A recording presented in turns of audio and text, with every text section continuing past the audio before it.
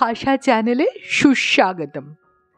আজকে লীলা মজুমদারের গল্প হরু হরকরার এক গুঁয়েমি। মানে এই ইমেল, হোয়াটসঅ্যাপ, SMS-এর যুগে দাঁড়িয়ে এমন একটা সময়ের কথা যখন ডাকে চিঠি যেত, আর তারও আগে হরকরা কাঁধে করে নিয়ে গিয়ে চিঠি দিত। শুরু করছি হরু হরকরার এক গুঁয়েমি। কলকাতায় গেঁড়িদির বিয়ে হলো। তার নিমন্ত্রণপত্র বিয়ের 7 সপ্তাহ পরেও যখন বোলপুরে ভুবনডাঙ্গায় বড়দাদুর কাছে পৌঁছলো না, তিনি চোটে কাঁই। নাকি লোকের অভাবে বাইরের চিঠি সব ডাকে দেওয়া হয়েছিল। বড়দাদু তাতে আরও চটে গেলেন। ডাকের চিঠি? বলি, ডাকের চিঠি কারো কাছে কখনো পৌঁছয় যে বলছিস তোরা ডাকে দিয়েছিলি? গেঁড়িদির বাবা অম্বিকা জ্যাঠা হলেন মেজ দাদুর ছেলে। অবশ্যই উনি আর ছেলে ঠিক নন, বেশ বুড়ো, বড্ড ভালো মানুষ। বাড়ি শুদ্ধ সকলের জন্য নতুন কাপড়, কাঁচা গোল্লা, কালাকাঁদ, ল্যাংড়াম এসব সঙ্গে নিয়ে কি ব্যাপার দেখতে এসেছিলেন। কেউ গেল না কেন বিয়েতে? তা এসব দেখে সবাই খুশি হলো, এক বড় দাদু ছাড়া। বড় দাদু আবার বললেন, চিঠি পাইনি, যাইনি, ব্যাস। অবশ্যই চিঠি পেলেও বড়দাদু যেতেন না। দোতলা থেকে নামতেই পারেন না, 88 বছর বয়স। রান্নাঘরের ছাদে পায়চারি করে করে বনপথের মতো দুটো চওড়া লাইন ক্ষয়ে ফেলেছেন। অম্বিকা জ্যাঠা কিচ্ছু বলছেন না দেখে দাদু ইজি চেয়ারের হাতলে চাপড়ে বললেন, হয় রেলের ডাকের থলিতে অন্য জিনিস দিয়েছিস, বুঝলি, নয়তো পাঠাসনি। তা না হলে দেরি করে হলেও এর মধ্যে তো এসে পৌঁছতো। দেখ, রেলের ডাকে চিঠিপত্র আসে না আজকাল। আর শুধু আজকাল কেন, আগেও অনেক সময়ই আসতো না। আমার দাদামশাই মরবার আগে রেজিস্টার ডাকে পাঠানো হিরেগুলো মার কাছে এসে পৌঁছলো কেন? তার রসিদও ছিল জানিস। দাদামশাইয়ের ছেঁড়া গীতায় গোঁজা ছিল, তা সেটাকে আমার বড় মামা সর্দারি করে চিতেই তুলে দিয়েছিলেন। ব্যাস, হয়ে গেল। তো ওই যে ওই হিরে, ও তো আমার জন্যই পাঠানো হয়েছিল। আমি আমার মায়ের একমাত্র সন্তান, যদিও তখনও জন্মায়নি, তবু তাতে আমার উত্তরাধিকারের দাবি তো আর উপে যায় না। এসব হ্যানা ত্যানা কত কি বলতে লাগলেন বুড়ো দাদু। উটকোর কান খাড়া। ওপাশ থেকে কাঁথা সেলাই করতে করতে বড় ঠাকুমা বললেন, তা বললে তো আর চলবে না গো। মাসে মাসে আমি তো আম কপালিতে আমার বাপের বাড়ি চিঠি পাঠাই, পরের মাসে তার ঠিক ঠিক জবাবও পাই। আমার বাপ কোনো অসুবিধা হয় না। শুনে অম্বিকা জ্যাঠা পর্যন্ত অবাক। সে কি, রেলের ডাকে চিঠি ঠিক ঠিক যায় আর উত্তর আসে? বড় ঠাকুমা কাঁথা থেকে চোখ না তুলেই বললেন, অত শত জানি নে বাপু, উটকো চিঠি ফেলে, উত্তর আসে, তাই না রে উটকো? উটকো কেবল বলল, হুম। জ্যাঠা বললেন, ওই ডাকঘরের বাইরের ডোরাকাটা বাক্সে ফেলিস আর ডাকঘরের পেছনের খুদে জানলা দিয়ে উত্তর আনিস? উটকো কিরম আনমনা হয়ে বলল, ঠিক তা নয় অবশ্যই, তবে তবে ডাকে দিলে যদি না যায় তাহলে ঠামু আমাকে তো ঘুড়ির পয়সা গুলির পয়সা দেবে না, তাই। উটকো থামতেই সবাই ওকে ছেঁকে ধরল। তাই কি বল, আহা থামলি কেন? তোর যদি কোনো প্রাইভেট বন্দোবস্ত থাকে তো বল, আমরাও তার পৃষ্ঠপোষকতা করব। উটকো উঠে দাঁড়িয়ে বলল, বন্দোবস্ত ঠিক না। হয়েছে কি, হরুহর করা যার তার চিঠি বিলোবার ভার নেয় না। বলতেই বড় দাদু ভারী বিরক্ত। বিলোবার ভার আবার কি, ডাকের থলিতে রেলে করে যায় না? না, তাহলে বোধহয় পৌঁছবে না। অম্বিকা জ্যাঠা খবরের কাগজে বানিয়ে বানিয়ে গল্প লেখেন। তিনি বললেন, তবে কি, চিঠি হাতে নিয়ে হাঁটতে হাঁটতে যায়? বুড়ো নিশ্চয়, খোঁড়াও হয়তো। উটকো বড়দের সঙ্গে পারত পক্ষে কথা বলে না। সে খালি বলল হুম বলে দরজার দিকে পা বাড়ালো। ঠামু বললেন, হ্যাঁ রে উটকো, ওইখানে দুটো পোস্ট কার্ড রেখেছি, তাকে দিয়ে দিস। সঙ্গে সঙ্গে উটকো হাওয়া, বড় দাদু তো হাঁ। বুলি পিসি বলল, এই শোন, আমিও তাহলে দুটো চিঠি দেব, এমনিতেই তো অর্ধেক পৌঁছয় না। অম্বিকা জ্যাঠা বললেন, আহা তোরা কি খেপেছিস? হরকরার আর আছে নাকি? রেলের পত্তনের সঙ্গে সঙ্গে ওসব তো উঠে গেছে। দেখ, 4 ঘন্টায় রেল যায়, হরকরাদের লাগতো 5 দিন, জানিস সেসব? কি বলল, হুম, কিন্তু তবু তো পৌঁছয় শুনছি, একটা পরীক্ষাই হয়ে যাক না। ততক্ষণে বিকেলের জল খাবারের সময় হয়ে গেছিল। চিঁড়ে ভাজা, ডালমুট, কুঁচো নিমকি, জ্যাঠা রানা সন্দেশ। বলা বাহুল্য, উটকো এ ব্যাপারে খুব উৎসাহী। সঙ্গে আবার পাশের বাড়ির লঙ্কাকেও জুটিয়ে এনেছে। দুজনেরই বছর 12 বয়স আর ভয়ানক ভাব। জলখাবারের পর ঘুড়ি নিয়ে উটকো আর লঙ্কা যেই বেরোতে যাবে, বুলি পিসি এসে দুটো কলকাতার চিঠি হাতে দিয়ে বললেন, এই হরকরাকে দিস। দাঁড়া দাঁড়া, এই টিকিটেই চলবে তো, নাকি বাড়তি পয়সা দিতে হবে তোর বুড়োকে? উটকো বলল, না, বাড়তি পয়সা কিছু নেয় না হরু হরকারা। সে বলে, আমরা সরকারের লোক, সরকার যা দেয় তা যথেষ্ট। চিঠি বিলি আমাদের ডিউটি, ওতে টিকিট থাকলেই হলো। আজকাল ছাপটাপও কেউ দেখে না। তা এত কথা অবশ্যই বলেনি উটকো। বাড়ি থেকে বেরোবার সময় ঘুড়ি লাটাই সিঁড়ির নিচে রেখে গেছিল। লঙ্কাকে বলেছিল, এই এগুলো দিয়ে কি হবে, চল আমরা হরকরের কাছে যাই। পেছন থেকে বড় দাদুর খাস বেয়ারা সীতেশ এক গাল হাসতে হাসতে ডেকে বলল, বড়বাবু বলছিলেন হরকরাকে জিজ্ঞেস করিস হিরেগুলোর কি করলো। রেজিস্ট্রি করা প্যাকেট তো আর হারাবার নয় রে, জিজ্ঞেস করিস। ভারী রাগ ধরল উটকোর। বেশ, তাই জিজ্ঞেস করবে। হরু হরকরা চোর নয়, কি ভালো ভালো গল্প বলে মহারানীর ব্যাপারে। উটকো রওনা দিল। লঙ্কা বলল, এই ও কি, ওই বাঁশতলায় যাচ্ছিস ঠিক সন্ধ্যের আগে? জানিস জায়গাটা খারাপ। উটকো চটে গেল, ধ্যাৎ, আমি প্রায়ই যাই। বাঁশতলার চায়ের দোকানে হরু হরকরা আমার জন্য অপেক্ষা করে। জানিস, ওকে আমি 2টো করে গোলাপি বিড়ি দিই, শীতেস্তার ঘর থেকে নিয়ে। না বলেই নি, নাহলে তো দেবে না শীতেস্তা।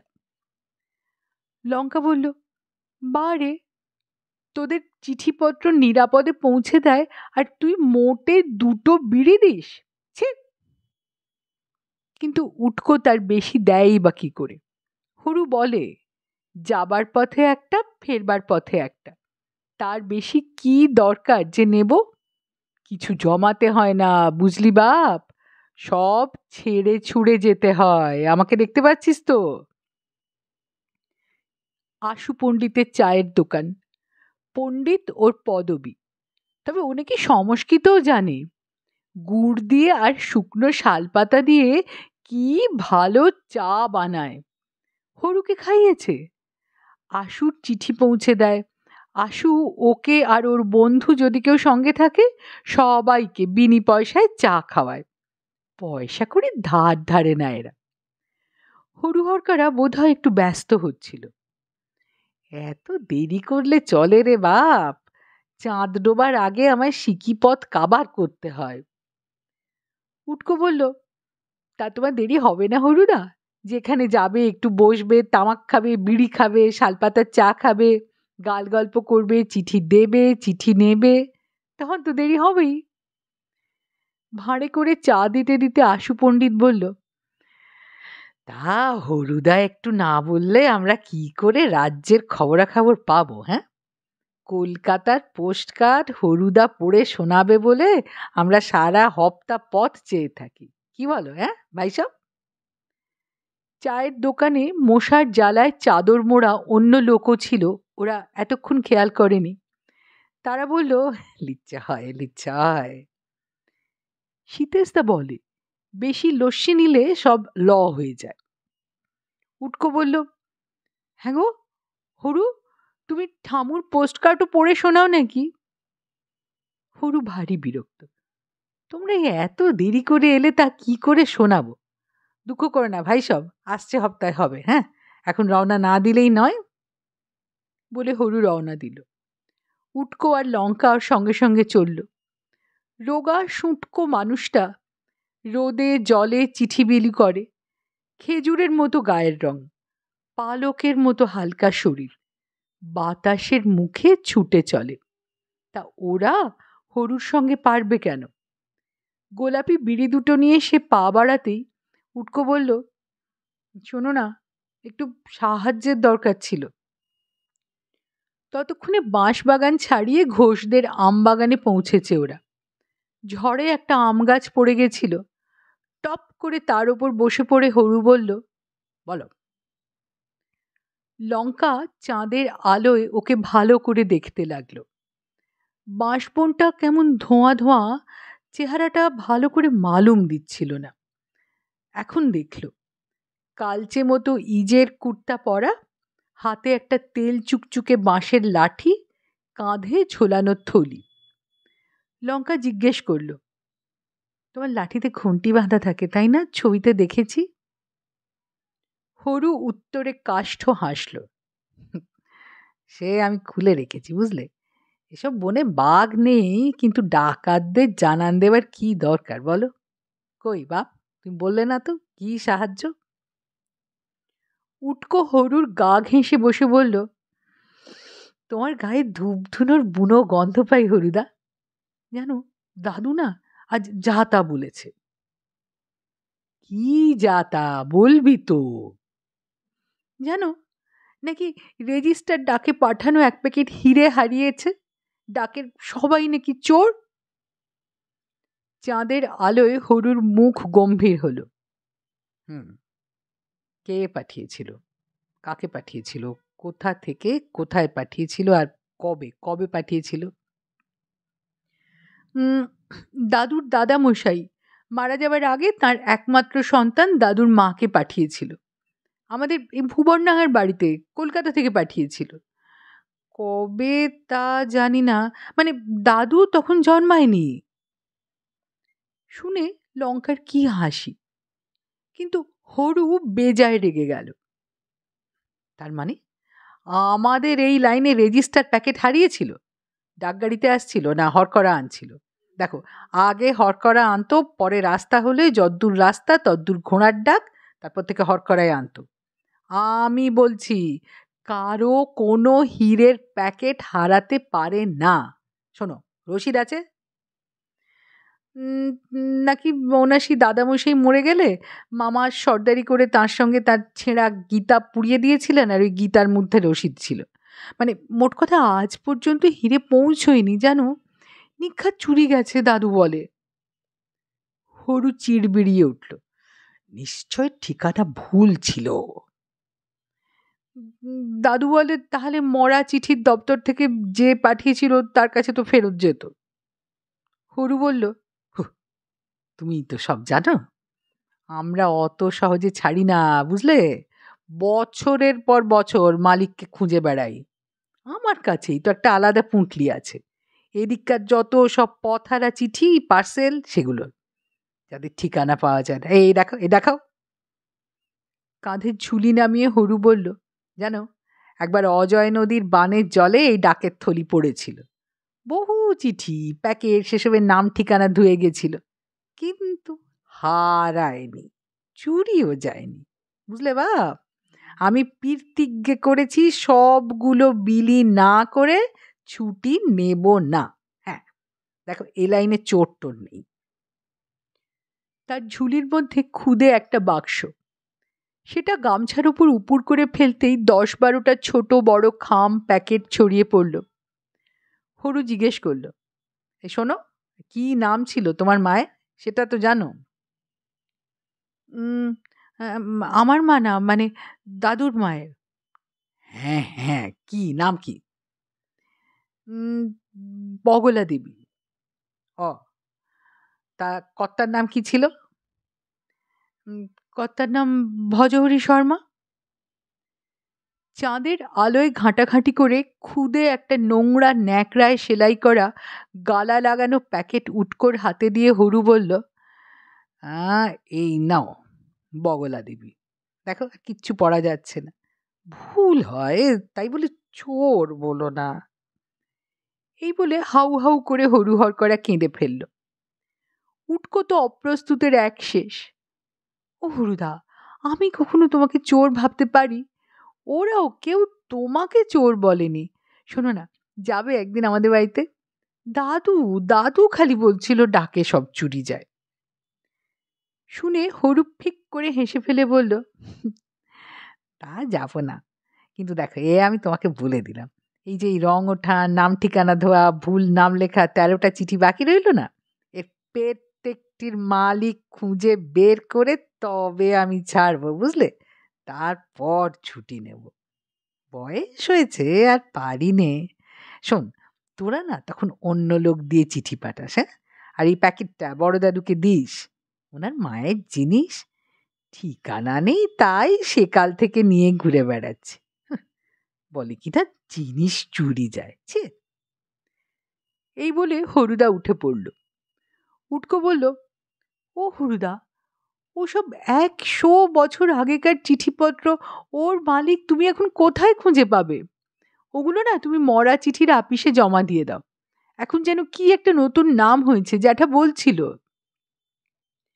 গাছের পাতার ফাঁক দিয়ে তেরচা হয়ে একটা চাঁদের কিরণ উটকোর হাতে ধরা প্যাকেটের ওপর পড়ল। প্যাকেটটা একটু ফেটে গেছে, মনে হলো ভেতরে কি চকচক করছে। উটকো বলল, বুঝলে হারুদা, ওদের তুমি কোথায় খুঁজবে?